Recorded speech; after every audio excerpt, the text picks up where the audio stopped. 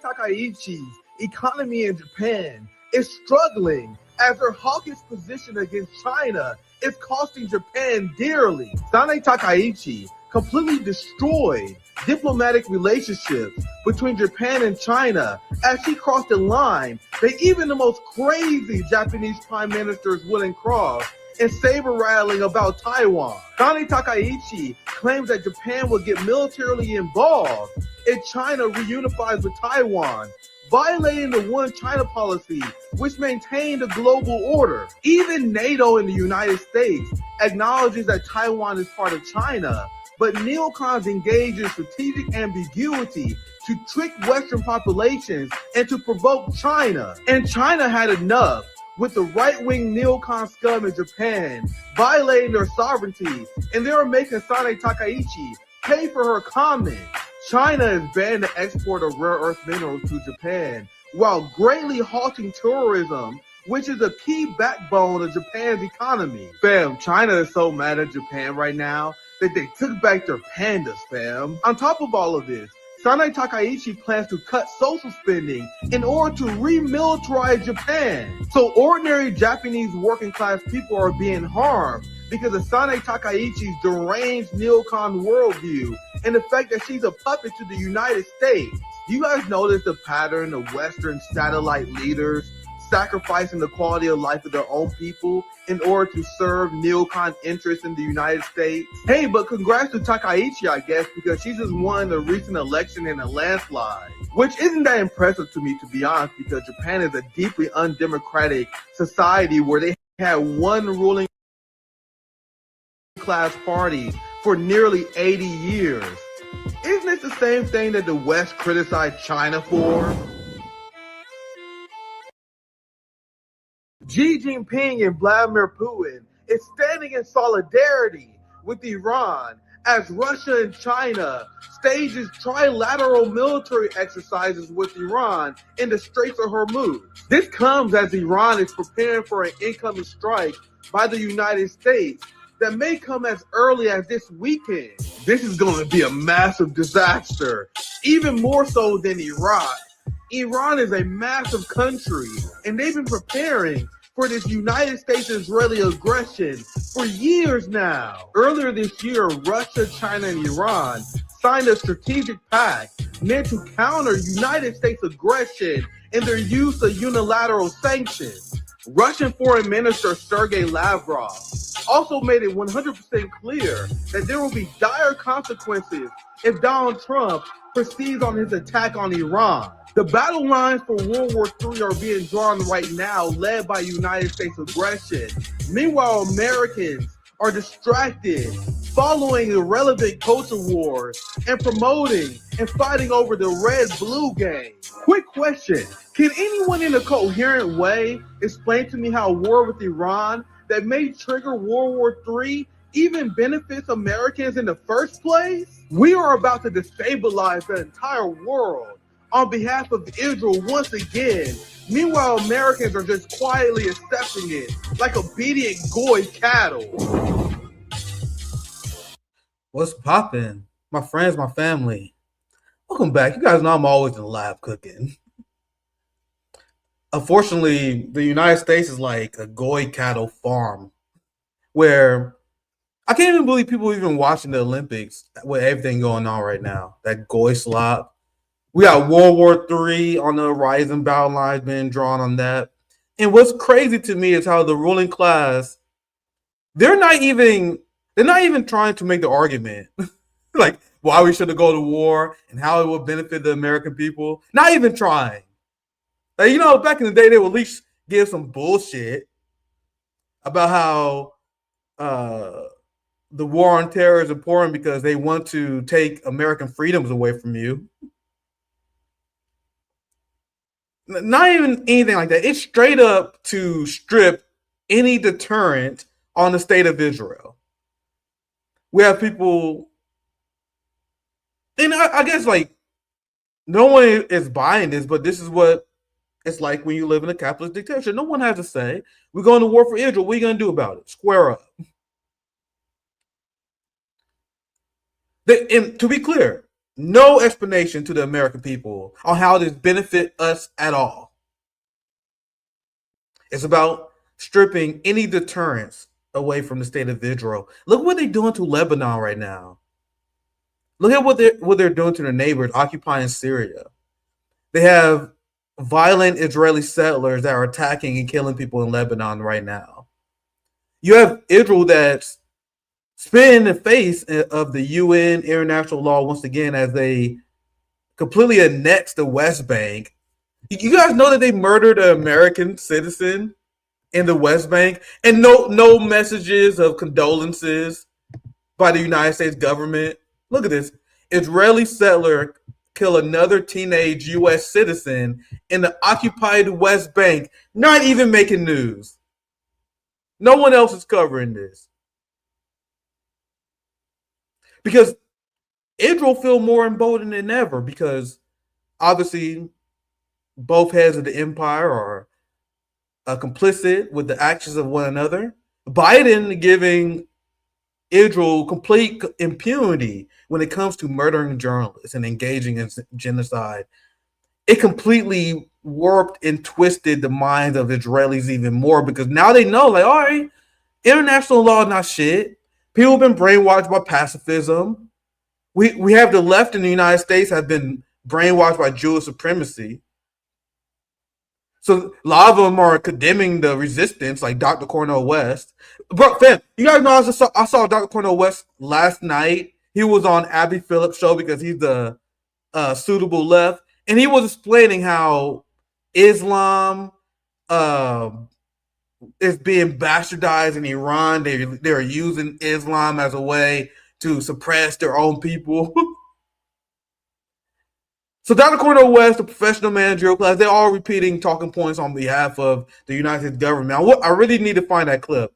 It was a segment that Abby Phillips was doing with the panel about this right-wing Christian. There was this crazy right-wing Christian pastor who said that he don't believe that women should have the right to vote. And then Dr. Cornel West was like, yeah, this reminds me of the theoretical regime in Iran. I'm like, oh, Jesus fucking Christ. Go fuck yourself. I need to do some look on the internet. They did not post on YouTube because I saw it on my tablet live. You know, just doing Oppo research on our enemies. And I'm like, bro, wait. He better hope. Dr. Cornel West better hope I don't find that goddamn clip somewhere. Because I'm going to clip it. He was talking about far-right Christian nationalists. And they were like, these people are they remind me of Iran. No talks to the Mossad. No talks to the people supporting the regime. Just straight up repeating nonstop Western talking points as we're sponsoring raids in the West Bank that slaughtering United States citizens.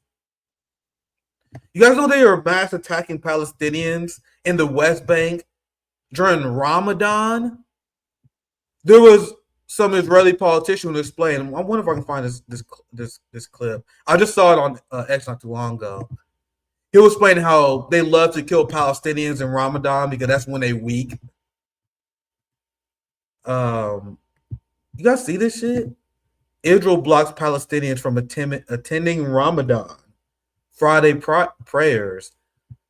Israel say it will allow 10,000 Palestinians from occupied West Bank to enter, a fraction of the hundreds of thousands of worshippers of the previous year. So they cutting that down to 1%. That's crazy. And people will still argue that, well, not. Bernie Sanders said he doesn't like the whole apartheid state argument.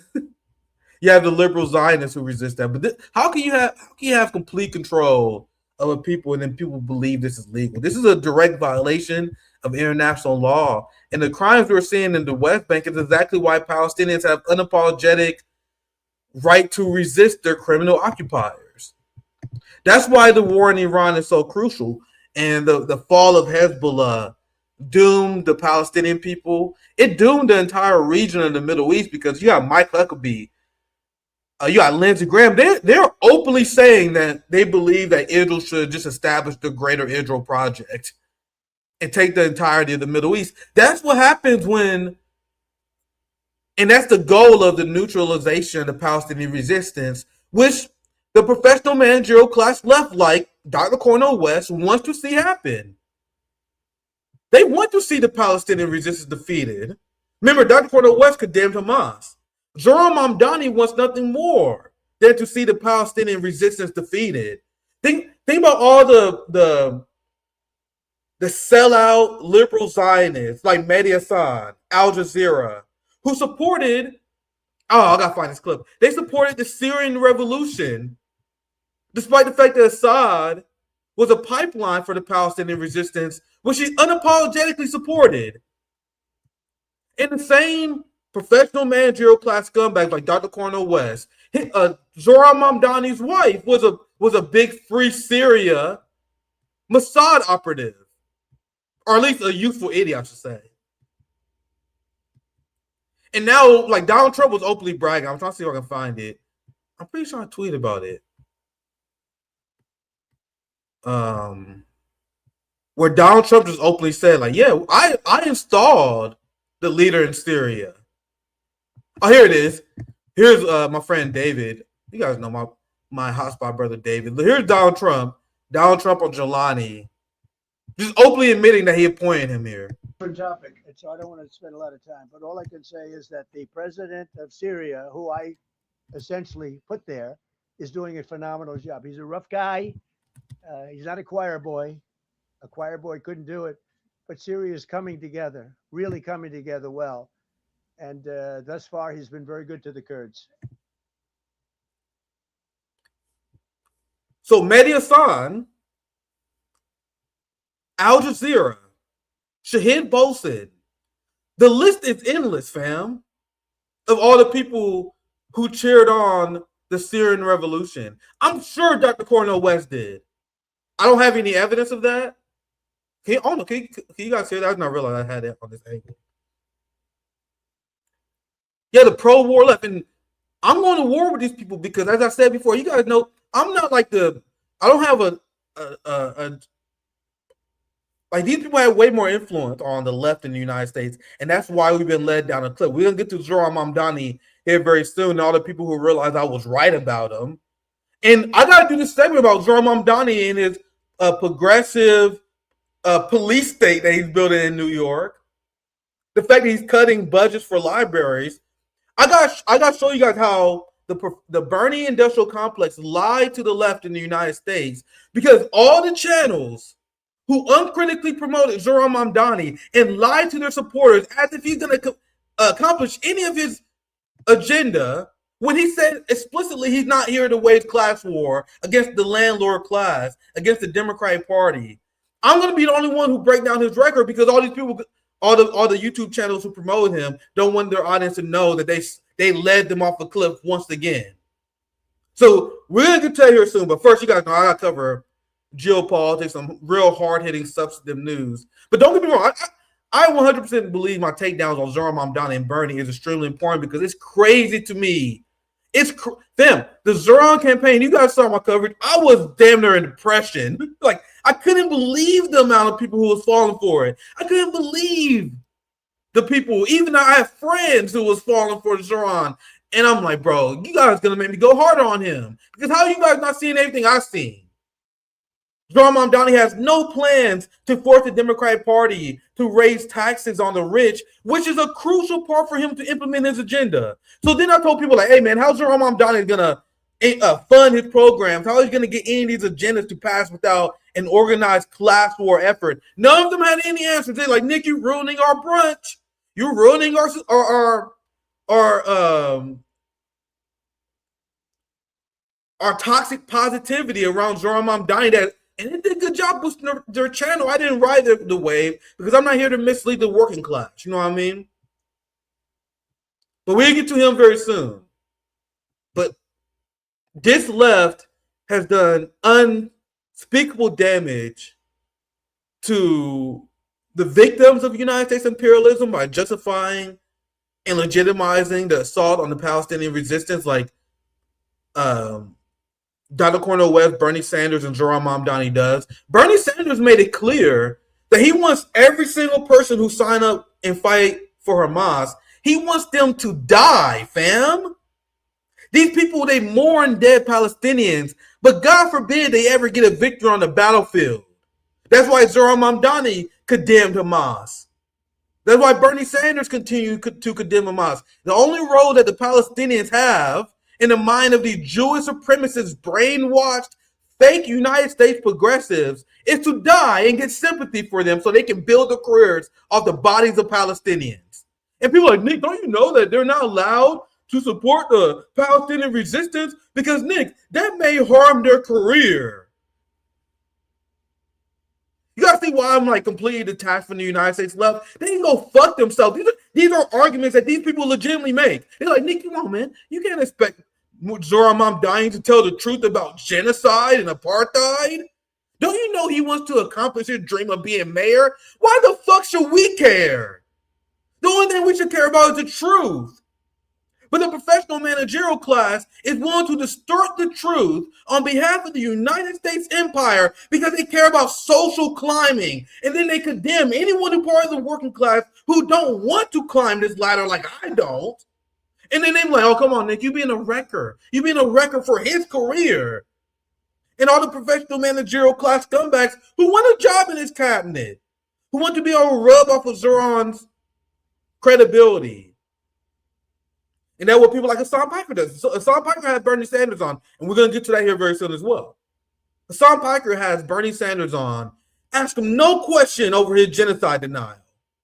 No questions about his opposition to the Palestinian resistance. No questions about his unapologetic support for Nazis in Ukraine, which Hasan Piker also supports. So we're going to cover these people later because it's very important to draw a hard line in the sand that we are not the same. They are not like us. They're going to try to get you to vote for AOC 2020. Come on, man. Join our coalition. They are not like us. They are our political adversaries, the same way that any Democrat would be. But we will get to that very soon. I got to help myself with that one. The PMC are not the true left. As much as I want to say that, man, these people, you got the American people, you got many young people who listen to these people over me. Who am I to tell people what the real life? I have my hard principle positions, but I'm still under 10K. People listen to Hasan Piker. Look at all the people on the left who supported Zohran Mamdani. So we can cope and seethe all we want. We can be in denial all we want. It's like, hey man, these people are not the true left. They kind of are. This is the state of the United States left. You gotta know how I defend the left and right. How I define it, I mean. People on the right exist to uphold social structures, who want to conserve the current status quo. Now, the people on the progressive left, they are technically on the left. They want to push for reforms. That's what it means to be on the left. Well, once again, we got to get very scientific about this stuff. To be on the left means you want to seek reform. You want to change the status quo. So I don't buy this stuff when people are like, oh, these people not real left. No, it's just the horrific, just like completely discredited United States left. The United States left has been uniquely brainwashed by the professional managerial class, led astray by the Bernie Sanders wing, and they have legitimacy as the people who get support from the population who seeks reform, who seeks to better society. So I will argue these people on the left, but that's the NATO left for you. That's the United States left for you. I will argue they're absolutely not socialist. Absolutely not. But this is the state of the United States left, where people are like it or not. How can I say that Zohran Mamdani is not the left when people who are on the left supporting Zohran Mamdani, they're not supporting me? The fuck? How the fuck am I not going to say this is not the United States left? So I come to the conclusion, and if you don't agree with this point, that's okay. I come to the conclusion that I'm massively disconnected from the United States left, which is okay. I'd rather follow the line of Fred Hampton unapologetically, Kwame Ture unapologetically. You know what I mean? I'd rather do that than feel seen by this scumbag left, the dumb left, which we will get to more here very soon. I just want to quickly break down some more segments here regarding this bombshell development of Iran, China, and Russia trilateral strategic pact In a dramatic geopolitical development this afternoon, this was a few weeks ago, Iran, China, and Russia signed a comprehensive strategic pact, marking one of the most consequential shifts in the 21st century. It is. It's a pretty big deal. And if you are supporting this war with Iran despite the consequences, despite everything that this will lead to humanity, just know that you're another example of a useful idiot for the Epstein class. Once again, just brainless goy cattle. DOJ files revealed Jeffrey Epstein advised former Israeli Prime Minister Ehud Barak to get U.S. Congress authorization for Iran. So anyone cheering for this and supporting this are essentially part of the Epstein left, of the Epstein class, I should say. And this is the slop propaganda we're seeing. Dear American friends, I am an Iranian living in Tehran. I want to tell you that Iran is not like Afghanistan or Iraq. If your government attacks the Ayatollah regime, we will overthrow the regime from the inside immediately. Hey, look, you guys see, once again, they're not even making an argument that this war would be good for the American people. This is all about for Zionists.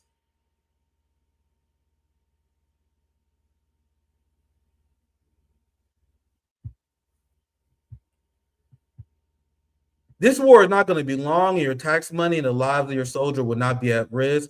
Please do not oppose the war and let Iran finally be free. This is pure slopaganda. Just pure and unadulterated slopaganda. And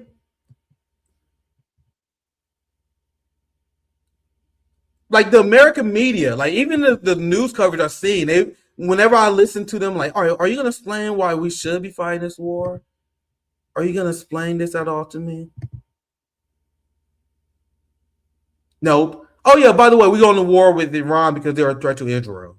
You goy cattle slave motherfucker. If anyone support this, right? So it's going to be interesting to see. I'm staying on standby because this war is apparently going to start over this weekend, but Trump has delayed his decision because I think, and once again, I have no evidence for this, I believe that Iran, Russia, and China, they were staring down the United States. Let me show you guys. I want to show you guys this. I think the ruling class has already made their decision on the fact that they're going to war with Iran. People are wondering if Donald Trump will find a way to negotiate peace with the Iranian government. You guys realize that these talks are just for show, right? Like, Iran is not trying to enrich a nuclear weapon. They're not trying to do that. But Donald Trump said, you guys must drop all enrichment or we will go to war with you. Well, we need civilian enrichment. We don't plan on creating a nuclear weapon. And then neocon comes, I see, oh my God, see, Iran, they are determined to be a nuclear threat to the state of Israel, even though Israel is a state that have nuclear weapons. So I want you guys to understand that the whole negotiations that's going on behind the scenes, that's what the ruling class wants you to believe. That there's actually a chance that Donald Trump is not. No, fam. The fact that they're already engaged in the propaganda side of this war means that the decisions has already been made.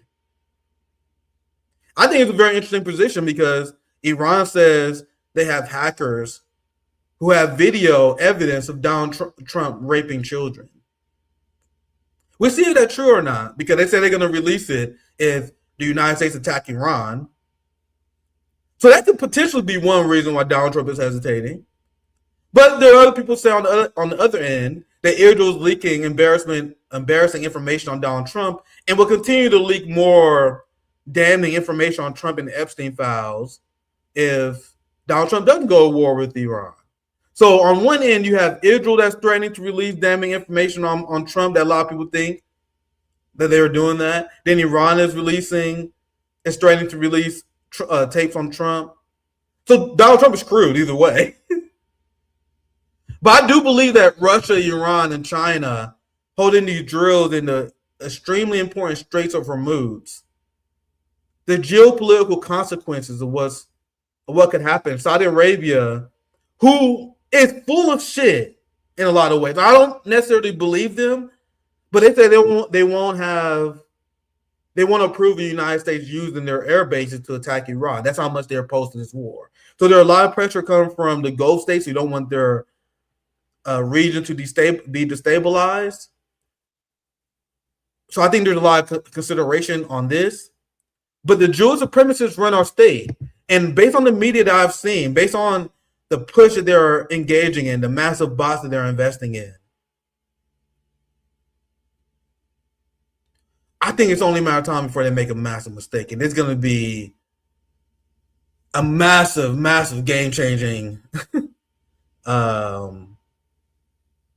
dark moment for humanity if this war pops off.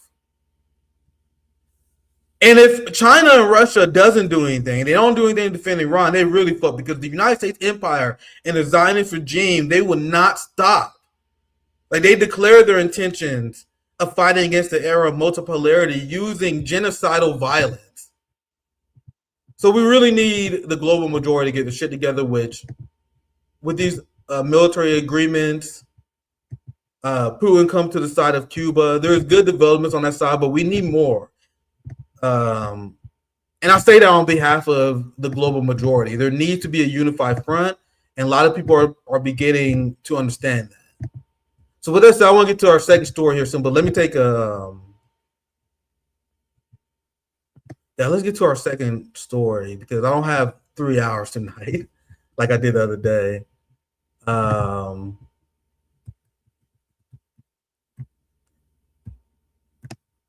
So this is the segment that I have to do because all the YouTube channels who lied about Zohran Mamdani, they're not going to do it.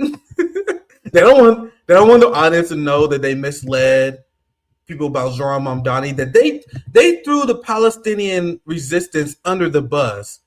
They threw anti-Zionism and shattered the solidarity with the Palestinian people in order to implement more neoliberalism, to prop up a Democrat who had no plans at all on how to accomplish any of his policies. So Zohran Mamdani, as I said before, will have no way to keep Jessica Tisch and the harsh authoritarian Jewish supremacists that infest the government of New York from pushing back on his policies and flipping them to his position, to their position. So Mamdani, he tried to pause the homeless sweeps at first. He took massive media pressure. There was massive propaganda push against him, and he immediately folds. These are the progressive homeless sweeps.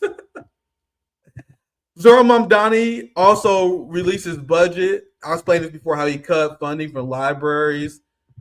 He openly lied about funding housing programs that's not happening. And this guy right here was like one of the biggest Zohran defenders. These are the people who couldn't stand me at all because I made these criticisms of Zohran. Bro, even the biggest Zohran supporters, like this guy is an anti-communist dipshit. This guy, he was a Zohran supporter, believing in infiltrating the two parties.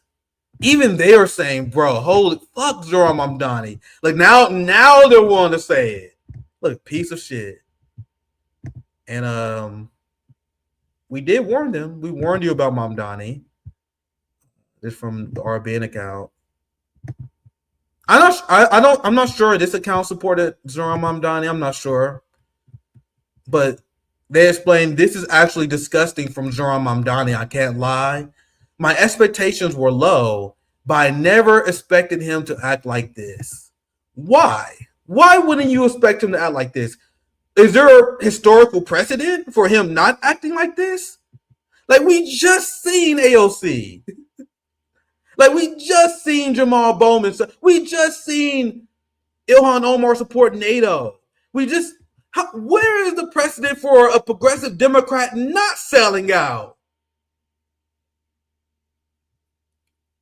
I don't want to be hard on this guy, though, because I'm glad that he called him out. Look, they get 2,000 likes on this tweet. Look, here's Zohran Mamdani's progressive encampments. Zohran Mamdani says his new homeless encampment sweep policy is different from past sweep policies because the 7-day outreach before booting people from encampments. Their third, their fourth, their fifth, their sixth reaction may be one of interest in the possibility of shelter services. So this is Zohran Mamdani doing the bidding of the landlord class. Because if anyone know what homeless shelters are like, you know why many homeless people don't want to be in the shelters. You know the same shelters where female homeless people are reported being sexually assaulted. The shelter services that actually end up putting people on the path of being institutionalized. There's a whole other segment you can do about the fraudulent homeless shelter services that we have in the United States. We should just provide housing. We need to declare war against the landlord class, seize the means of public housing infrastructure to solve the homeless problem, not shelters. And by the way, this whole thing about giving warning to people, and this many homeless people will explain this to you. One of the reasons why these sweeps are terrible for homeless people is just the psychological warfare, having to pack up and move, always packing up and move. It's the same thing with how the Palestinians are being traumatized, where they constantly got to be on the move because the Israeli army constantly give evacuation orders for where they're at. They're constantly threatened by the Israeli military, so they constantly got to be on the move. And that's how they wage war on the homeless in order to provide an illusion that their city is doing better. So why they engage in homeless sweeps in the first place? The reason why they engage in homeless sweeps is because they don't want tourists, they don't want people to see the failure of their system on the streets. So, come on, let's get the homeless people out of here. Let's invest in anti-homeless infrastructure like benches with the spike on it, which it costs more to maintain that than it does actually to provide housing, many studies have shown. The various aspects of anti-homeless infrastructure. But don't take it from me. I was looking at what a lot of homeless people was saying about this, and the amount of anger from the housing community on this is palpable. And I'm sad that I saw these people be tricked again by another AOC style huckster. This is an article from a couple of years ago where homeless people were interviewed about what they lost in encampment sweeps. Always sticks with me. It's important to keep these statements in mind when people are trying to sell you the insulting lies about humane policy. So, fam, what Zohran Mamdani and his team is doing, they are spreading the lie that there is such thing as a progressive homeless sweep. Oh no, we're not engaging in the Eric Adams style homeless sweep. What we are doing, we are sweeping homeless people out of compassion. So let's read this. I'm gonna read a few of these because I learned some stuff. I'm always learning stuff. That's what life is about. And I was reading this. I'm like, man, holy shit. But by the way, homeless sweeps is another way where the police engage in another form of civil asset forfeiture, where they just straight up steal the stuff for homeless people. Here's another one. Now, here's someone who was a victim of these homeless sweeps. My seizure medication was seized. I'll just read the bottom part. In the fall of 2023, Greg Adams was sleeping near the Sacramento River when a crew arrived. He said he lost his hiking backpack because he couldn't carry up the embankment. Inside the backpack, Adams had his seizure medication. He said it took months to replace, and in that time, he said he experienced a seizure, causing him to fall and injure his head. And that's what they seized from him. This other person mentioned how their prescription glasses was stolen from these police officers when they engaged in these sweeps. Advocates and people experiencing homelessness repeatedly mention having ashes taken away. What? That's great. My husband's ashes. It's hard to read it. It made me feel alone and scared and empty now. I wonder where he is and if he's still all in. So these are like notes from homeless people explaining how they was harmed by these homeless sweeps that Zohran is continuing. They took my baby pictures and they took my mom obituaries. Leon said he and his friends moved their belongings out of the area, but the city still took them when they were left briefly unattended. So you guys see the psychological torture that they put on homeless people to, who have no housing, can't afford any housing. Apparently, you got to be on guard watch of your things at all time. God forbid you need to get something to eat. God forbid there's any sort of medical emergency that comes. They use homeless suites as a way to engage a state seizure of assets. It's a way to punish people for falling into poverty. You guys see the difference between how the United States treats these kind of issues, how capitalists treat these kind of issues versus how a Marxist would? China, they seize the banks. They strip landlords of all their power. They can only have two units, from what I understand. They seize the means of production. And that's why the average rent for a millennial, even living in a city in China, is around $600 a month. Let me look that up. China average rent in USD. Bro, rent in China ranges from $400, and this is if you're like in a suburban area, in a city area, $400 a month, $900 a month. It could go from $400 to $900. This is my source. I found a quick overview. $400 to $900 a month in China. You know how they did that? They did that by engaging in class war, by engaging in actions that democratic socialist scum like Zohran Mamdani, Bernie Sanders, and them, they would call this authoritarianism. Yeah, the Rothschilds don't operate in China. They would call this authoritarianism if you did what China did to the landlord class. China was like, oh, we don't really care if we let our housing market crash because that will allow more affordable homes for young people. Compare it to what Donald Trump says. Donald Trump said that he wants housing to stay unaffordable because he wants millennials. He wants baby boomers to maintain the values in their homes. So he cares more about the speculation of the value of the homes than people actually living in the homes. Meanwhile, China said homes are not for speculation, they're for people living in. So my overall point I'm making is how you're not going to have any progressive change into the housing system in the United States without explicitly engaging in class war against the landlord class and not caring what the bullshit conservative and liberal capitalist class say because you have a political mandate. Because Zohran Mamdani is apparently one of the most popular politicians in the United States. You had the mandate of the people and he's squandering it in order to provide cover for genocidal Democrats like Kathy Hochul and Jessica Tisch.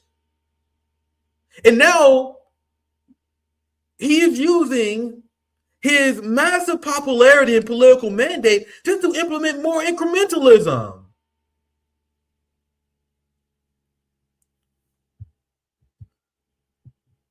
Only a 3% budget cut for the NYPD, but a 9% budget cut for libraries, children's services, homeless services, aging, parks and rec, environmental protection, health and mental hygiene, and more. So this man is implementing mass austerity, mass neoliberalism. So why not cut more for the NY police budget? Yeah, by 2%. Once you add the 1% correction, you're right. So because he's taking pressure by the Jessica Tisch class, he cutting the NYPD budget to a minimum while slashing social spending even more. This is straight up standard Democrat mayoralship policies. This is what you guys stabbed the Palestinians in the back for? Mamdani is just Eric Adams wrapped in virtual signaling, different packaging, same policies. This is another person I give him credit because there was a Zohran supporter, and now, like, Kate has been one of the hardest against Zohran ever since he took office. So she's trying to hold him accountable. I'm more angry at the people who sold false hope to the working class. Like, there are people in New York who were desperate to lower the cost of goods. I said this many times before. I'm not mad at a lot of these people. I'm mad at the professional managerial class hucksters who tricked them. They tricked people into thinking that Zohran Mamdani was going to be different. It's going to be different this time, I promise. Zohran said he's going forward with a $16 billion plan to build 4 borough-based jails.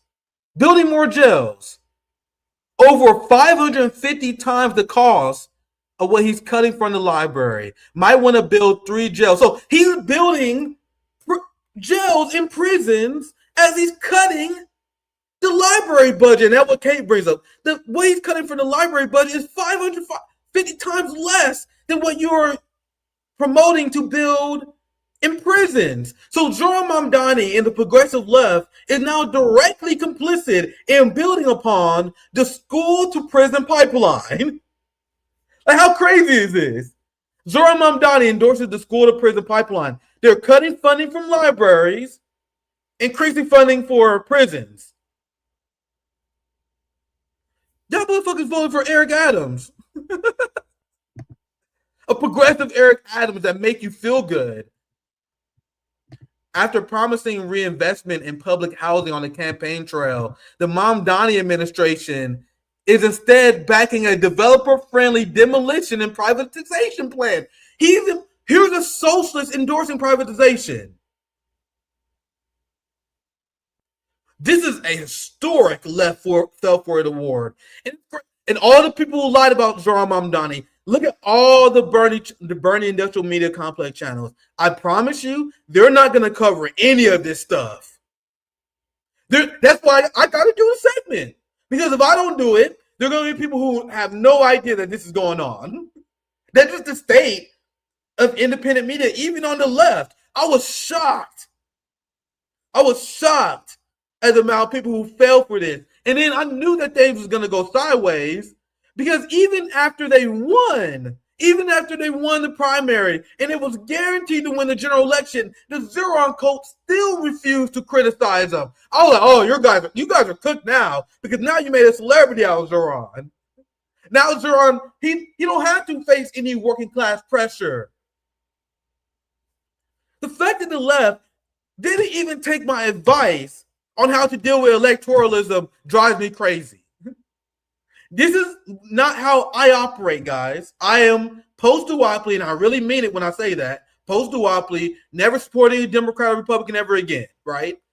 But let's say I was one of these New York young progressive voters who were just desperate. Well, I'm not. Wait, if you plan on voting for Zohran Mamdani because you just had you had to stop Eric Adams, you had to stop Andrew Cuomo, which I can sympathize with in a certain sense. Why not hold Zohran Mamdani's foot to the fire every single day during the campaign to make sure that he follows his promises and be accountable to the base? And then just, like, me personally, I wouldn't even tell you I voted for him. Why do you have to announce publicly? On my Twitter account, hey, my name is Nick Cruz, and I'm voting for Zohran Mamdani. Why do you even have to come out? I said this many times. Why? If you plan on voting for Zohran Mamdani, keep that shit a secret. You see how they don't even engage in good electoral strategy? Even if you was going to vote for one of these people, you don't fucking mention that shit until the day of voting because you want them to be sweating. But instead, the exact opposite happened. Every single leftist swore their allegiance to Zohran Mamdani. Anyone who was criticizing Zohran Mamdani was attacked like I was. Had many of these progressive accounts that was unfollowing me because my criticism was Zohran Mamdani. So you guys created a code of personality. You guys created someone who was above criticism. And the second that happened, you guys was cooked. Someone else who played a big part of this, and I go after him all the time because he's the biggest fish in the pond. He is the biggest left streamer in the United States, and it's not even close. Bro, I know plenty of people who follow me who like Hasan. It's crazy. It's like a Gen Z thing. No matter how much shitty things that Hasan Piker does, there's still these leftists who still like, man, don't you know it's good for us to have people like Hasan Piker speak out against Israel? Even though he supports NATO. He supports Nazis in Ukraine, by the way. You guys know that? But people are like, man, don't you know this is good to have people like Hasan on our side? Bro, Hasan Piker played one of the biggest roles in brainwashing and creating a dumb left that is uncritical of these boogie Epstein kids like Zohran Mamdani. And he still does it to this day. He is one of the biggest propagandists on behalf of the Democratic Party out there. There's a reason why New York Times, Washington Post, and all these people write these glowing articles praising Hasan. He's bringing sexy back to the left. The young man that, like, look at all the articles that they wrote about Hasan Piker in the New York Times. Have they ever mentioned RBN? Like, if you're getting positive coverage in the New York Times, bro, you should hang it up. Look at this. I just looked this up on Google. Look, Hasan Piker flirting with revolution. Come on, man. Look, meet the online star who likes to play with fire. This is just one example I found. Every single leftist that propped up by the system, if you're not being a mass ignored by the establishment like we are and our friends are, that immediately should be sus. If you're invited on CNN like Anna Kasparian and Dr. Cornel West in the first place, that's immediately sus.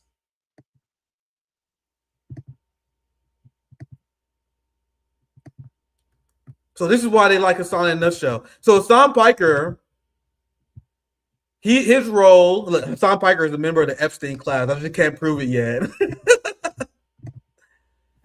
Look, you guys know Hasan Piker used to do these, he used to do old school chud content where I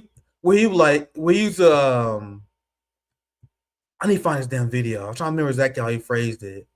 She said if she passes out, is it time to mount or some shit like that? Bro, I need to find this. Hold up. I definitely need to find this now. Fuck, I should save this. I might find it later after this segment. Where he used to do the same thing, like he used to do like the Kamito, like fake. Oh, I found it. Hold up. I found it. Here it is. I guess I'll get to this first, just to show you guys who this man is. Someone who's he's just desperate to be famous.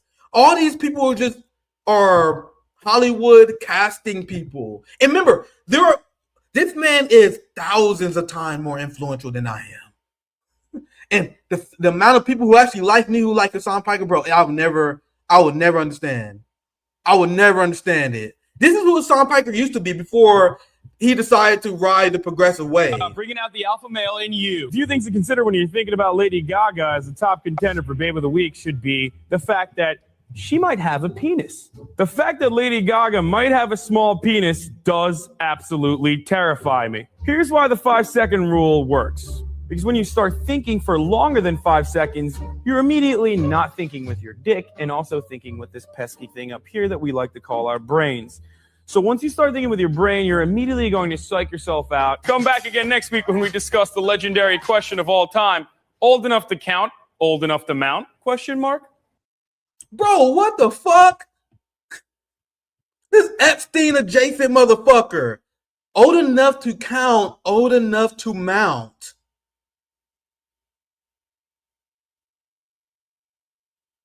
This is the biggest left streamer in the world, by the way. Biggest. This is the Epstein. Remember I said how the working class need to reject Epsteinism? Hasan Piker was out there spreading So once it. you start thinking with your brain, you're immediately going to psych yourself out. Come back again next week when we discuss the legendary question of all time. Old enough to count, old enough to mount? Question mark? I want to say thank you to Miley Cyrus for showing off her camel toe at the VMAs the other night. I always knew Hannah Montana was a little slut. Don't even try to hide it. Look, this is a classic example of what happens when your father doesn't pay attention to you. You turn out to be a slut who's craving for attention, and then I tend to pick you up at a bar late night and bang you out on the first day. Bring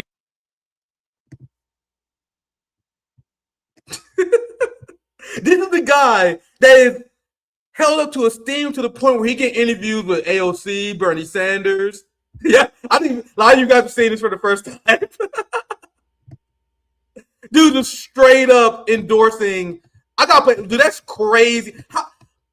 This is the same guy who like to attack my ACP friends. Like he attacked ACP. Like, man, don't you know the ACP is full of Nazbos, racist, misogynist? Even though they support Black liberation, they support RBN, they stand up with Pan-African movements. But Hasan Piker, he smears them. He smears us. And do you guys think it's a coincidence that this man smeared us during the General Strike Summit? Do you guys think this man's our class ally? We discussed the legendary question of all time: old enough to count, old enough to mount? Question mark. I want to say. Anyway, I know that's old video, but I just want to show you guys the kind of person this man is. And this is the person who is leading this United States left. Now do you guys see why I feel disenfranchised? Now do you guys see why I feel like I'm not part of this United States left? Why I have a large international audience? I have a gigantic international following in terms of percentage. Like you guys see it in the chat all the time. Like, hey, solidarity for Ireland, solidarity from Brazil, solidarity from China. I got people from Russia who watch me, UK.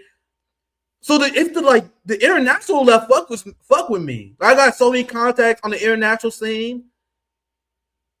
But then the United States left, I can't fucking gain traction with these shit-lib-minded American leftists, I guess. This is the person who does. Someone who invites Bernie Sanders on. Remember, Bernie Sanders doesn't even support BDS. He doesn't ask Bernie Sanders about any of his condemnations of the Palestinian resistance, like I did when I grew Rokana. Doesn't ask him about any questions on the NATO left. Just gave him, he had a 5-minute interview. It was nothing but red, blue nonsense. And this shows how, like Bernie Sanders on his show, and he makes it clear that he's not on our side, like the side of the working class. Bernie Sanders makes it clear that he's on the side of the Democratic Party and Gavin Newsom, but this Hasan Piker still can't push back against them. So there is one person, the governor of California, that is actually quite critical of the billionaire's tax. Do you have a message for Gavin Newsom? No, he does what he does. He and I disagree on the issue, and that's about it. Okay, all right. Fine. I am a little bit more critical than you are, I guess. At least. So you're not as nice a guy as I am. That's about it. That's true. That's true. Look at this assets journalist cuck. You afraid to say anything mean to Bernie, motherfucker? Are you afraid to push back? Because that's disgusting what Bernie Sanders just told you. Bernie Sanders is siding with his cult, the Democratic Party, because he knows that Gavin Newsom plans to run in 2028, and Bernie Sanders can't wait to endorse him if he wins the primary. He can't wait to endorse Pete Buttigieg, whoever the fuck gonna come out of the Democratic Party primary. So knowing that Gavin Newsom is going to be the leader of the Democratic Party, Bernie Sanders make it clear, I'm not going to criticize him. I know where my class loyalties are. So this is the moment where Hasan Piker should be like, hold up. How are you going to advocate for a wealth tax in California while also supporting politicians who oppose your agenda? How is that a coherent strategy? Why are you friends and building alliances with people who support genocide? Oh, don't you support? Do you believe that's you got the fact that Bernie Sanders is even allowed to walk alive out of this interview, figuratively speaking, shows that you're a failure. You're not even a journalist. You're a propagandist. And people like Hasan and his people, they're like, well, don't you know that Hasan Piker, he's not really a journalist. He's an entertainer. So you mean a propagandist? That's what you're saying. Hasan is not really, come on, man. You holding Hasan Piker to another step. No, if you're not asking tough questions of these genocidal Zionist politicians, then you are de facto engaging in propaganda. You invite him on to make him look good. You are propagandists of the Zionist regime. And I love how Zay Squirrel, like me and Zay, we stay on this motherfucker Hasan. Yeah, we're gonna get to. By the way, Hasan Piker is still advocating for the lesser of two evils. He's gonna endorse Gavin Newsom. He's gonna tell people to vote Democrat because I'm gonna show you guys how he explained his mindset, how he believes the Democratic Party is still the lesser of two evils. So we're gonna get to how he always tell people to vote for Democrat, which is why he is approved by the system. It doesn't matter how radical you are. Doesn't matter if you criticize the Democratic Party. Doesn't matter if you criticize Israel or anything. If you tell people to vote for Democrat at the end of the day, the establishment is not going to be that mad at you. Most of Piker's followers are women and incels. The problem is women and incels are part of the working class and the left that we want to win over. So what does it say about the state of the left? Big shout out to my good friend James Stark here. Big shout out to the homie here. But people say, oh, man, don't you know that Hasan Piker mostly just young women? Yeah, they're still part of the left. They're still way more influential than I am. Like, it's not like I'm punching down here. I'm punching at the people who have the most influence on the left. The Zohran Mamdani, the Hasan Pikers. It's not like I'm nitpicking. It's not like we have a glorious accomplished left movement, and I'm just nitpicking the ones who are doing bad. No, I'm talking about the leaders, the people in charge in government, the people who are supposed to be our representatives, and now the person who is the leading left streamer. This is him. And here's Zay, who goes after him, just like I do all the time. Big shout out to Zay Squirrel. Hasan just did another interview with Bernie Sanders, did not ask a single critical question, and entirely ignored the ongoing genocide and Bernie Sanders' continued laundering of it and refusal to back an arms embargo. So you would think that would be important to bring up because Bernie Sanders was coached by Matt Gaetz. I just did a breakdown of this while I was discussing AOC foreign policy. One of the biggest lies that they tell the left is that they support defensive weapons to Israel. It's one of the lies that the progressive managerial class repeats. But many journalists, many people in the grades I even seen Ryan Grimm call them out for this, believe it or not. I seen Ryan Grimm call them out for this. You guys know what they label as defensive weapons are weapons that Israel used to go after terrorist proxies because they view Israel going after Hezbollah as a defensive act. So we know that whenever Israel quote unquote goes after Hezbollah, they actually engage in mass slaughter of civilians in Lebanon. The same when they go after ISIS in Syria. That's just them actually killing people who are anti-Zionists in Syria. So, fam, when Bernie Sanders and progressives tell you they're voting for defensive weapons, that's what it actually includes that. And when Marjorie Taylor Greene, when she proposed to cut all weapons to Israel last year, AOC voted against that because she said, "Oh, well, I'm supportive of Israeli defensive weapons because it saves lives." That is what AOC actually said.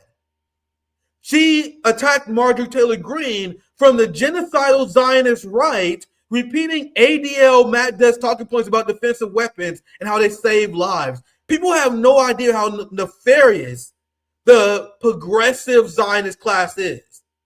And that's what Zay is bringing up in a brilliant way. How do you have Bernie Sanders on? How do you have AOC on? And you bring none of this up? How you don't bring up the fact that they are misleading left working class people about the arms packages that the Democratic Party supports? This is an unbelievable sin of Hasan Piker, a TYT, a majority report, and the entirety of this sphere.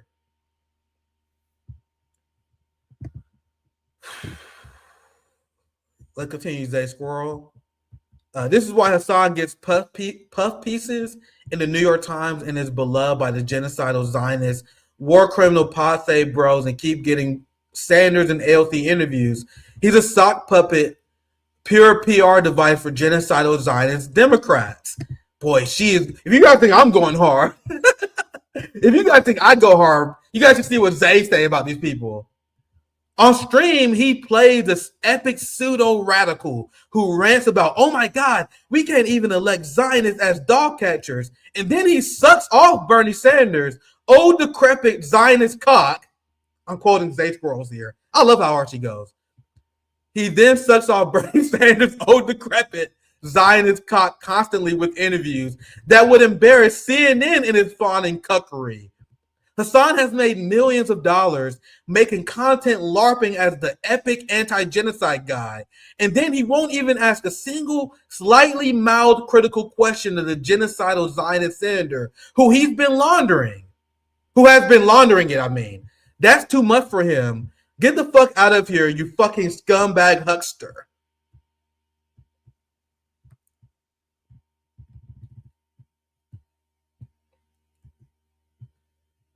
I don't think I got time to play this clip, but I think this clip is just another example of Bernie spreading Zionist talking points. But bro, Zay crushing this motherfucker. Bro, Zay is fucking murdering Hasan Piker. That's why I'm taking the time to get her shout out and reading her thread on this. AOC, Bernie Sanders, and Dems need Hasan Piker's fake pseudo-radical posturing to launder Matt Duss, J Street Israeli lobby genocidal Zionist policies. Them. I love that Zay see through these people like I do. This is exactly what I'm saying. I'll just read it. I'm glad that people else, at least someone else out there, see what I see. Now, I'm not going absolutely goddamn crazy. They're not the best among us. Hasan Piker is an ally of the Palestinian struggle. He plays a crucial role in misleading radicals and posturing as a pseudo-radical just to launder J Street talking points. But let me continue Zay's point. AOC's Bernie Sanders and Dems need Hasan Piker's fake pseudo-radical posturing to launder Matt Duss, J Street, Israel lobby, genocidal Zionist policies. And he loves playing that role. It yields great rewards. He laundered AOC's Munich debacle with glee. Did he? That's crazy. Oh, yeah, she pretty much talking about how he endorsed Matt Duss. That's fine. You can play the say progressive Democrat sock dem cuck role and keep DMing with AOCIA on a daily basis as you said you do. And the in New York Times puff pieces will Verity and New York Times puff pieces will keep you coming. You will keep adding to your assets. You will be safe. But people are not going to go along with it anymore. I wish I was as optimistic as you was, Zay. Because people are going along with it, man. He is the most popular left streamer in the United States, no, in the world. And once again, I know people who follow me who follow Hasan. I see it all the time. I see people retweet him. I see leftists praise him. Like, the fuck is wrong with you people?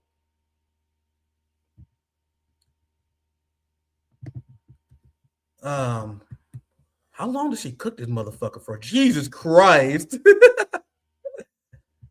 So yeah, here's Zay just dragging him, but it goes for like a few more pages. But she identified Hasan Piker as a liberal Zionist enemy, and I agree.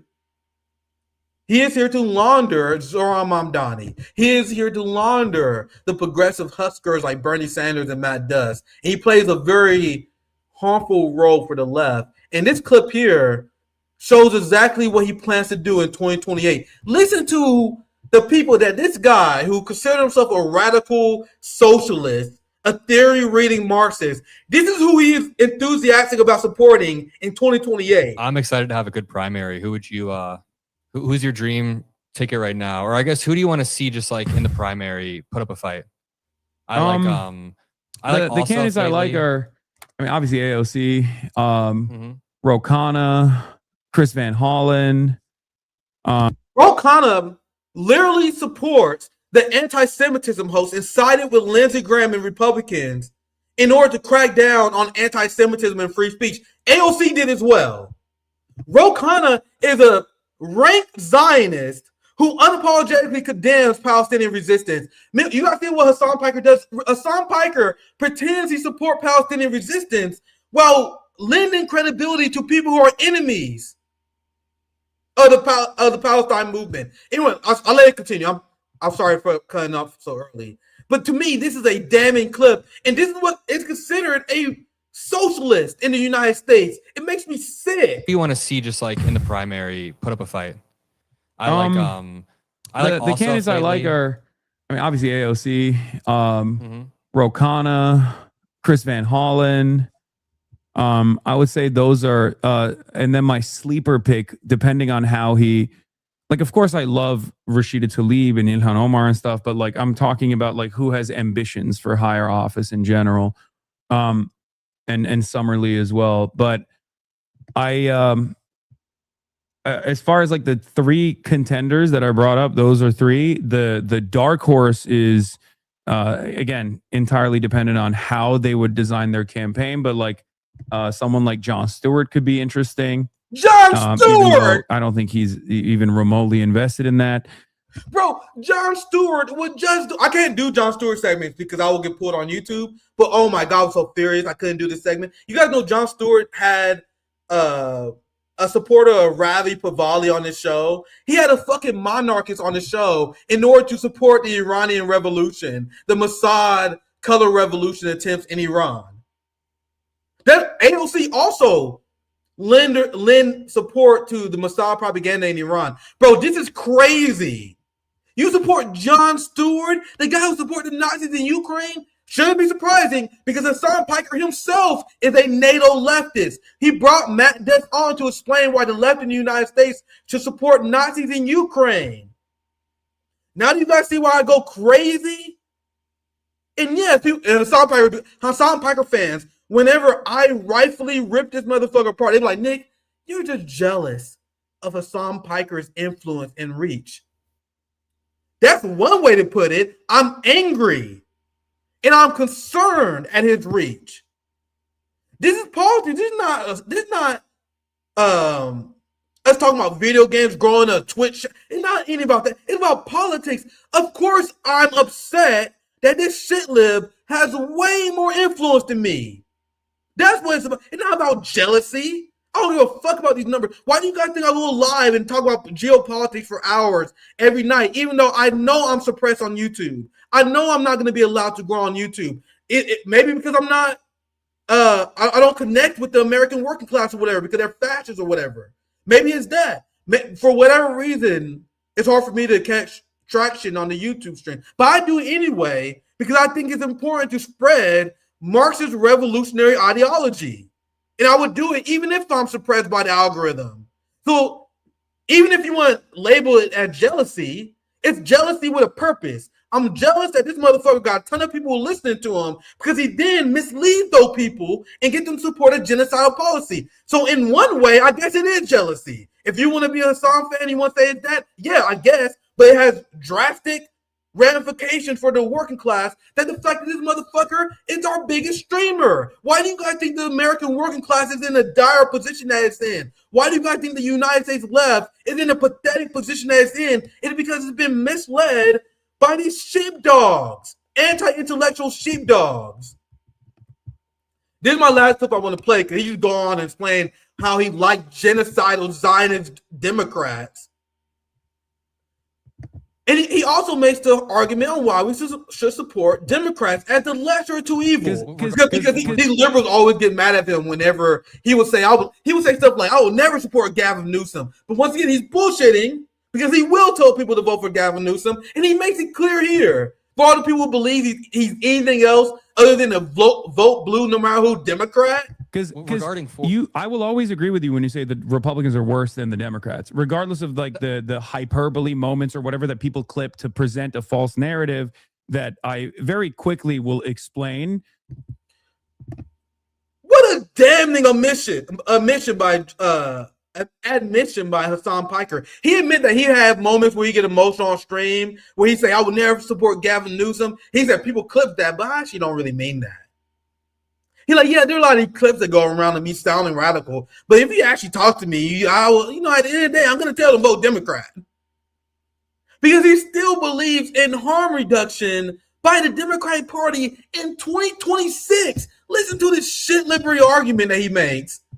I'll play it from the beginning. Because regarding I will always agree with you when you say that Republicans are worse than the Democrats, regardless of like the hyperbole moments or whatever that people clip to present a false narrative that I very quickly will explain after the clip ends, usually, which is unfortunately outside of my hands because, you know, we do live in a clip culture. It's people want to argue past one another, but you seem to minimize how different the parties are a lot, though, like a lot, and it's harmful. Yeah, dude. because like I said, because it creates voter apathy. the perspective that I'm coming at is the fact that a Democratic Party that still maintains that same consensus on maintaining private health care is still meaningfully better. But it doesn't. It ultimately doesn't matter. Like in the grand scheme of things, if we're saving 100,000 lives and the Democrats are saying, no, we're only going to save 30,000 lives, then there's still 70,000 lives that are lost. And that doesn't matter to you? What do you mean that doesn't matter? I think we're talking past one another. There is a far larger number of people that are dying in the uniparty consensus. Okay. I absolutely agree. There is a far larger number of people that are dying in the uniparty consensus. And due to that, the healthcare system needs to be reformed. It is currently insufficient, but I can grant that and both say the 30,000 people that have saved their lives are meaningful, as we've agreed. But you can do, because at that point I can. So I'm not going to watch more of this debate, but this is Hasan Piker. Listen to this after he took pushback for saying he will always agree that Democrats are better. He made some good points against that shit lib, but this is him endorsing harm reduction. I think some of you want a socialist debate pedophile. I'm not going to disagree with harm reduction as an isolated theory. It's just the truth. It's also a weapon the party wills to remain a controlled opposition party, but he's still going to endorse them. He said harm reduction is the truth. Fam. It was Joe Biden and the Democratic Party that laid the groundwork for everything that Donald Trump is doing today. They are the ones who destroyed Gaza.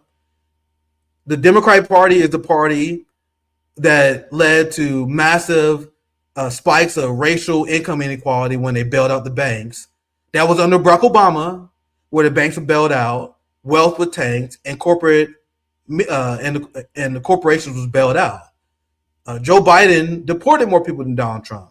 Barack Obama is the deportation king. It was the Clintons in the 90s that implemented welfare reform, quote unquote, that led to a massive explosion of child poverty. I can get into NATO, but he supports NATO, so that wouldn't even work on him.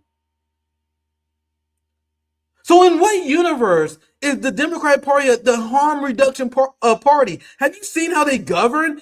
Who is building cop cities all over the country? You guys know it's Democrats that are building cop cities all over the country right now? You guys know it's Democrats that are siding with real estate developers and landlords, which led to a massive hike in housing costs in blue cities. This is why there's a massive homelessness population in blue cities as well as red cities, but we're focusing our criticisms on the party that he views to be the lesser of two evil as harm reduction. When that's, once again, this is factually not true. And Zay drags his ass once again. I'll read his last tweet from Zay, who's a star of the segment. I love Zay, who actually goes after Hasan too. Like, bro, the lack of people who go after Hasan on Twitter is crazy. He's like the darling of left Twitter. That's why it's rare to see other accounts next to me who's calling him out for his bullshit.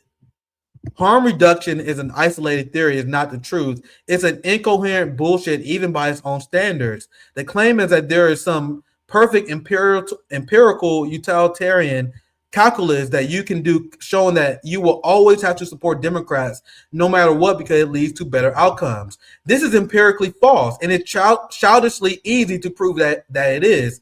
Supporting the neoliberalization of the Democratic Party in the 80s and 90s is what directly shifted the entire political spectrum to the right. It hollowed out any working class support for the party and gave space for the rise of right-wing populism, ultimately leading to Trump and all his policies being enacted.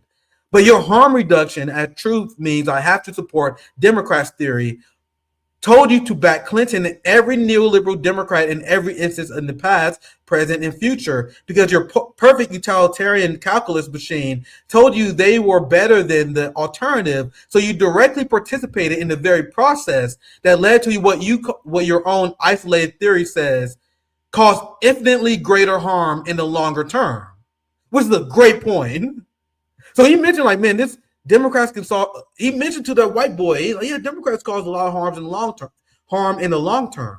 But it's via your politics that grants them the power and the legitimacy for them to accomplish this. It's the Zohran Mamdani AOC majority report politics of vote blue no matter who, which you also endorse, which is the mechanism which allows the Democratic Party to continue to shift to the right, because the only thing they have to do is chase after suburban white women and capitalist support, because they already know they have the left. What the fuck is this theory's value? Then aside from giving you cover to launder Democrats whenever an election comes around, that's just an ideological claim masquerading as empirical fact. So great takedown by Zay. I think I can wrap it up here because I don't want to do another 3-hour live stream today. I got some shit I want to get into. So make sure you guys check me out next week. Hopefully you guys enjoy these breakdowns. I have to do it because, as I said before, I'm not punching down. I'm not calling out people who lack influence. I'm calling out people who have a ton of clout and influence on the left in the United States. And it's crazy to me, and it's a reflection of the United States left, that these people have working class legitimacy in any way, that Hasan Piker has any legitimacy on the left, while people ignore me and many other great guests that we have on our channel. I think it's a damning fact of the left. So I appreciate you guys for watching. Let me read some super chats. I want to make sure I don't miss any. Thank you for the solidarity super chat. Reflect the Sun. Yo, what the fuck is a debate? Yeah, I don't know what the fuck that was. I think that maybe was a typo. I know what you're talking about. I think that was a typo by that person. I'm not sure. Cosplay Commie. Yeah, I think I read this one. Cosplay Commie and Hasan will always say vote Democrat. All right. I appreciate you guys. Thank you, Reflect the Sun. Appreciate you, homie. Another solidarity super chat from my friend. Thank you. I hope you guys enjoy the stream. I've been enjoying doing these solo streams. I'm gonna have some more guests here soon. Rathbone will be joining us. Yeah, Rathbone the homie. Make sure you guys watch Rathbone. His nightly streams are base as fuck. Rathbone the homie will be joining me next week. I'm maybe aiming for Monday or Friday. We see how his schedule's going, but I'm gonna bring him on next week. I would love to get David Hadayan on. David is my friend from Hotspot. We had him on before. It's just our time zone difference is so hard to reconcile. It's so hard to reconcile the time zone difference. I'm gonna try again though. I'll try again. Hasan's Bernie interview is definitely blue version of Rogan gagging on Trump's shoes for 3 hours. I appreciate all the super chats. Another way to support my work and my labor, if you enjoy my show, support me on Patreon. Even a $3 to $5 month contribution would be enough. I don't need a ton for you guys. Just a little bit of donation from our audience. That just keep me afloat. We're not balling. We're not doing interviews in multi-million-dollar mansions like Hasan Piker. Yeah, I have fun with the solo stream. I'm kind of tired of doing interviews. Sometimes I just like talking shit, man. I'm glad you guys enjoy them. I'll be back next week. Make sure you guys like and share the stream. Have a great weekend, my friends. Take care.